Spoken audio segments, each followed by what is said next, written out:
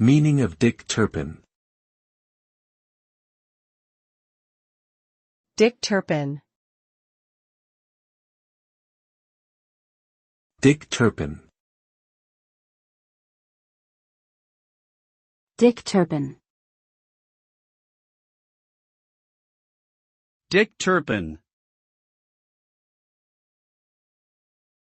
Dick Turpin was an infamous English highwayman who operated in the 18th century and became a popular folk hero.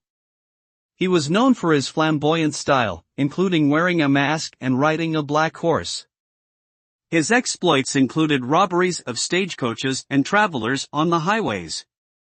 Turpin was eventually caught and hanged for his crimes, but his legend lived on through various works of literature and media. Today, the term Dick Turpin is often used to refer to someone who engages in criminal activities or lives a reckless, adventurous lifestyle.